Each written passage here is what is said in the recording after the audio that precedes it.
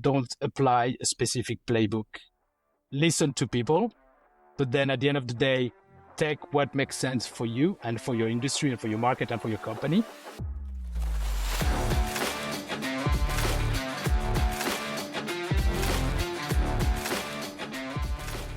Hello and welcome to the Multilingual Content Podcast, where experts discuss international content management, product localization, and global expansion. I'm Caterina from Undertow. We help B2B SaaS companies grow in any language. Today, our founder, Nicola Calabrese, will be talking with Clément Dumont, co-founder at the Growth Syndicate. Clément has over a decade of experience in B2B tech startups and scale-ups, working as a growth manager and head of growth before launching the Growth Syndicate, a firm dedicated to help B2B companies scale successfully. In this episode, Nicola and Clément dive deep into the challenges and strategies of international expansion for B2B SaaS companies. From assessing market readiness to avoid common pitfalls, Clément shares valuable insights on how to approach expansion, balance short-term and long-term growth, and leverage localization for success. So, if you're a founder, product manager, or marketing leader looking to take your company global, this episode is packed with actionable takeaways. Let's dive in.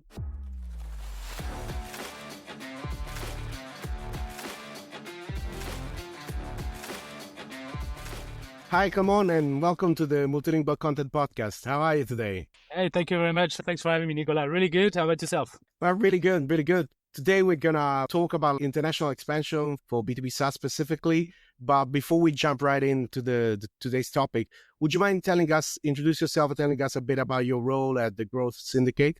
Yeah, absolutely. So my name is Clément. I've been working in B2B tech startups and scale-up for the past 10 plus years.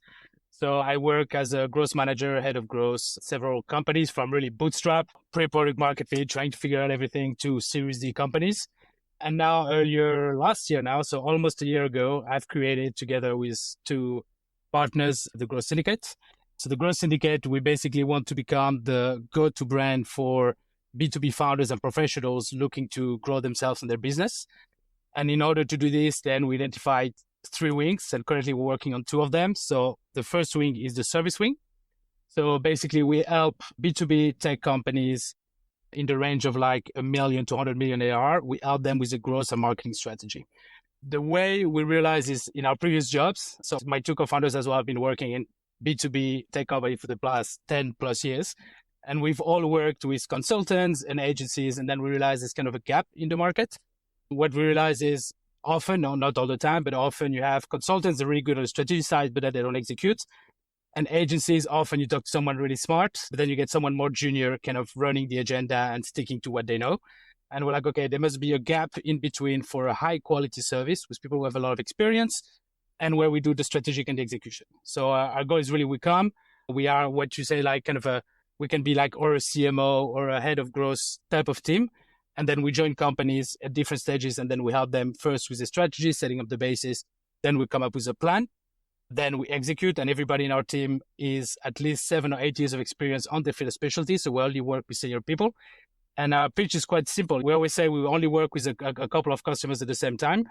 We make ourselves obsolete within 9 months because our goal at the end is always to help companies hire the team that should be taking over. And we always say, okay, so all this and no retainers. They can fire us whenever they want. So yeah, we try to bring this high quality service that was, in our opinion, a bit missing in the market at the moment. Yeah, it is a quite interesting model, I gotta say, to be honest. Yeah, it's really interesting. And so today we're gonna talk, as I said, about international expansion for B2B SaaS. And the first thing is like when companies want to start thinking about going abroad, entering new markets. So what do you think are the key factors they should consider when evaluating a new market to enter? Yeah, and I think that's a really good question. I think there is potentially 2 ways to look at it. So is the at the company level, is the company ready? And the second side is probably the market level, right?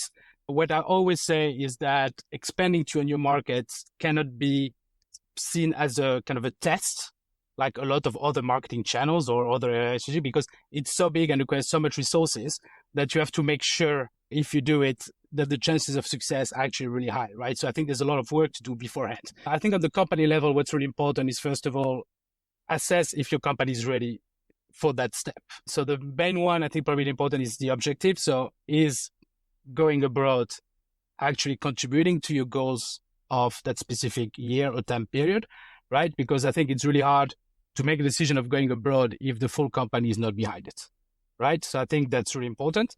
And the second of all is linked to this is resources. And by resources, I talk both financial, but at the same time, human resources. Because you see a lot of companies that have a really lean team that are trying to build and grow their current market.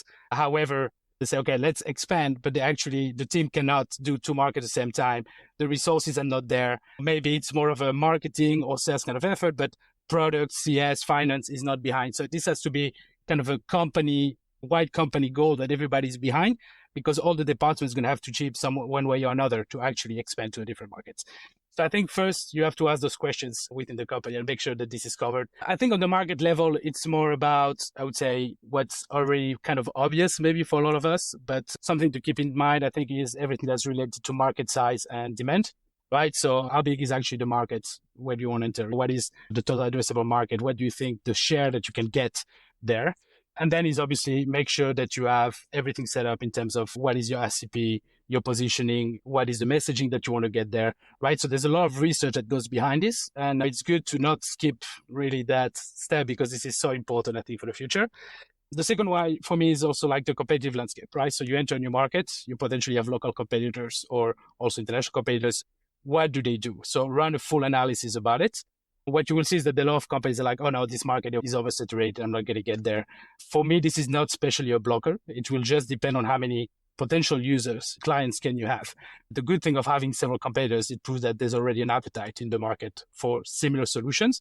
So here the strength is really about, okay, how is my company different? What is my USP? And how can I position myself in the market differently than the others? But for this, you need to analyze what your competitors do. The other one is probably cultural differences. So depending on the country you go to, buying habits, behaviors are different. Let's take an example, your German company, if you want to expand in Netherlands, is really different than if you want to expand in China or Japan, right? So obviously it's not at the same level, but you still have to keep in mind that some messages are going to resonate better in one country or another, or the way that people want to purchase is different in one country or another.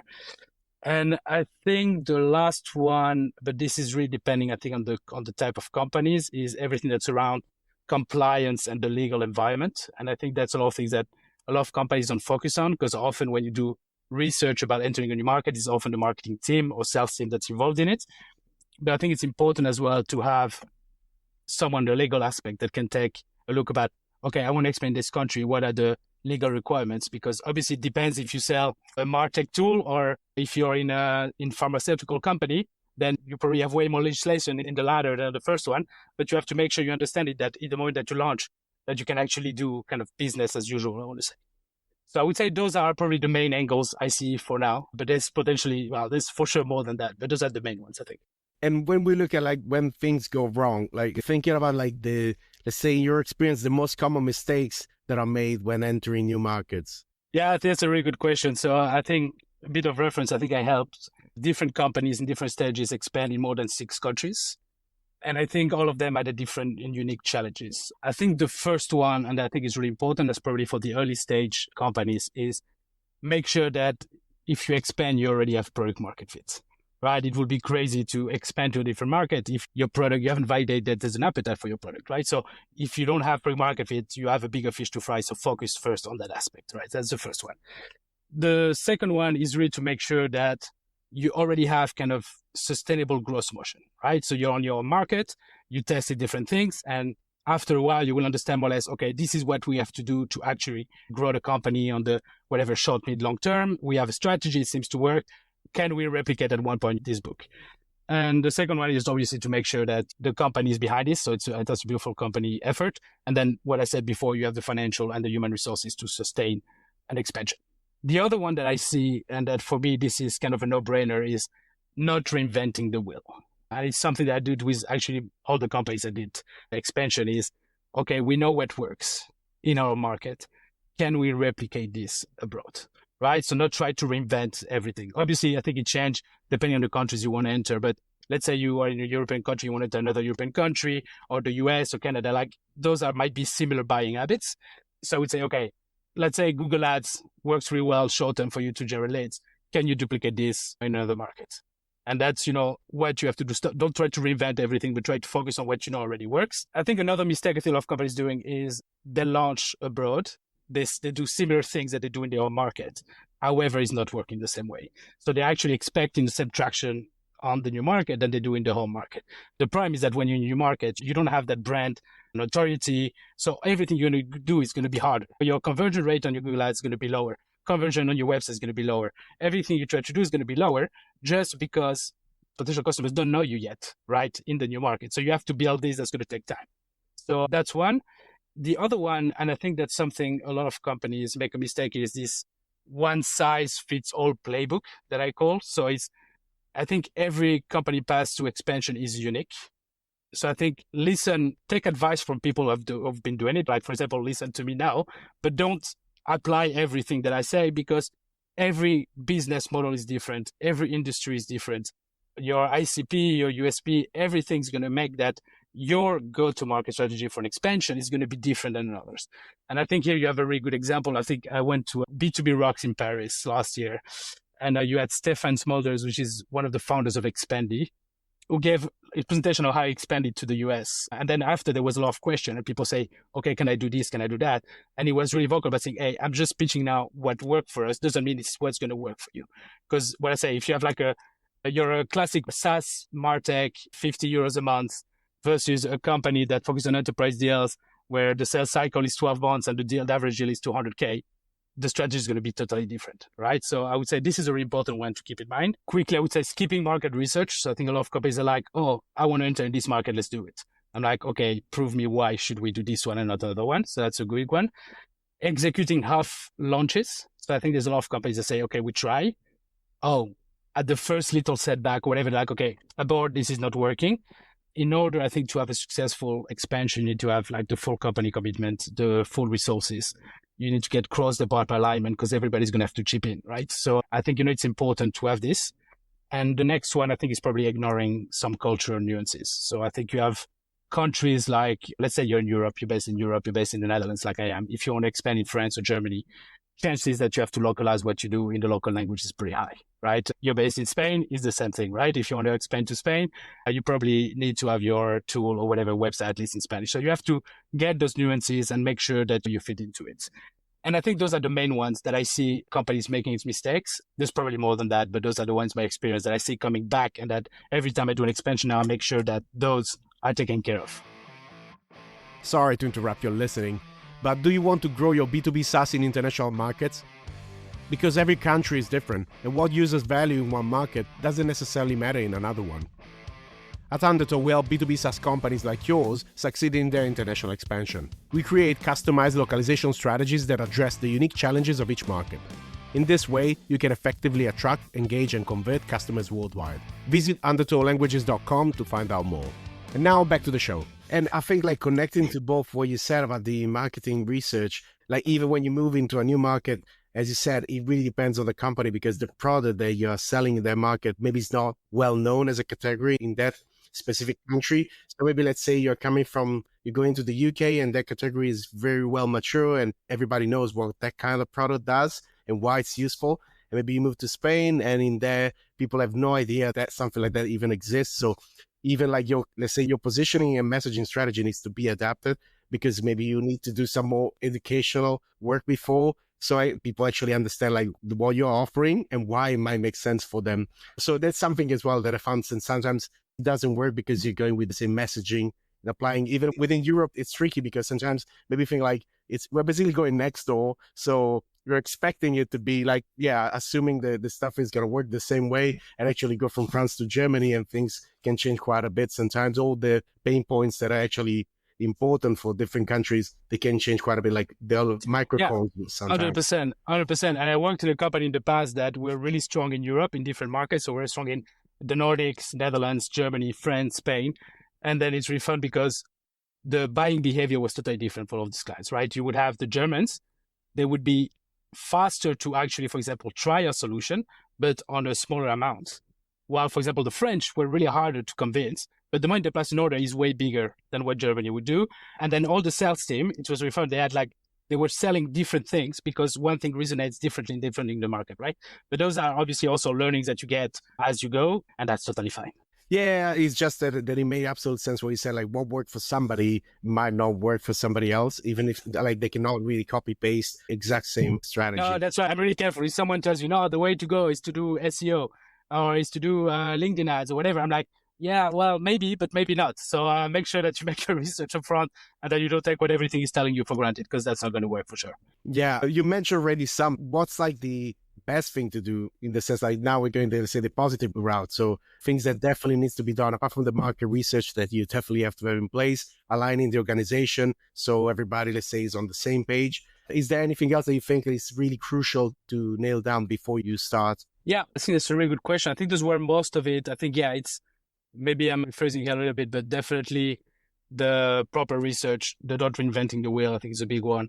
Another one I think that you mentioned as well is start small and scale.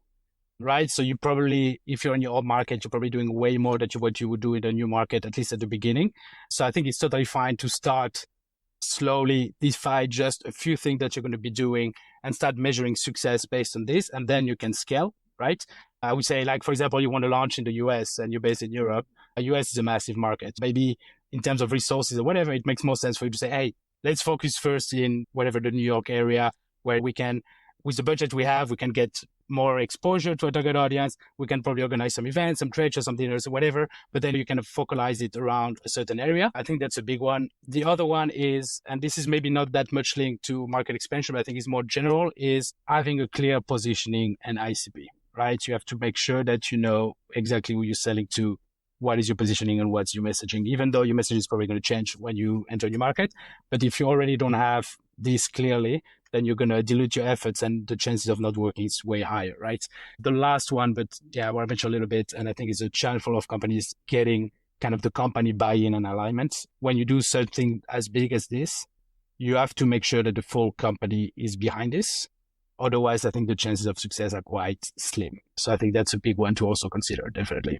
Yeah. And I really resonate with what you said about starting to say small and then scale up. Because, for example, when we look at like websites, companies that have been around for a while in their home market and then they want to expand, they have so many pages and they're probably not going to need all of them to enter into new markets. They might have like lots of customer stories that are not relevant for the actually verticals they are addressing in the new market. So why waste time and focus on those parts that not need? So like start like small, what you need at the very least, the minimum, what we call the minimum viable experience, the very minimum that you need to enter and give like customers a proper experience in the local language and try to make it as relevant as possible. And then you can go out bit by bit in the, again, addressing the most relevant pain points. And if you get local customer stories, that's really powerful because they start seeing, let's say, recognizing maybe names from the same industry. So that builds trust. So yeah, it makes sense. Absolutely. I really agree with that. Yeah. Yeah, and I totally agree with what you said as well. And I have a lot of clients or, like companies I work with where, for example, let's say the SEO play was massive. So it was companies with close to 1 million in traffic or like a few 100K. So we're talking about hundreds and hundreds of articles. And then we're like, okay, let's expand to a new market. And I'm always like, yeah, right, but let's do it step by step. So let's localize first the pages that matter the most. And often those are some product pages, maybe some whatever about us or how we work. But you don't start localizing all your blog articles, first of all, because localizing articles, it takes off time. It's not only translating the content, but you know this really well, right? But let's say you write for a certain keyword in the Netherlands, you want to go in Germany, you have to make sure that you have, first of all, have to identify that keyword, let's say in Germany, but you also have to identify the intent. It might be different, right? Some keywords may be commercial in the Netherlands, but more educational in Germany. Maybe what's ranking is different. So you have to understand all this, and that takes way more time. But that's why I'm like, do it step by step, even if, for example, in that case, maybe SEO is a good long-term sustainable growth model for you. Don't do everything at once and do it step by step. I think it's quite important. Quality over quantity, definitely.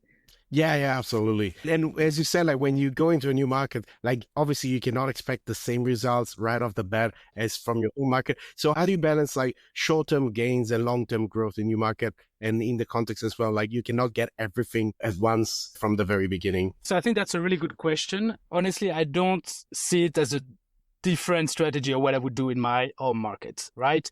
At the end of the day, it depends on the company you're in. Hopefully, you're in a company where you can get those short-term gains. It's not a given in all companies, especially I would say big companies where the sales cycle is 12 plus months and whatever those, you won't get those. You cannot beat the sales cycle, right? Anyways, you'll see result there.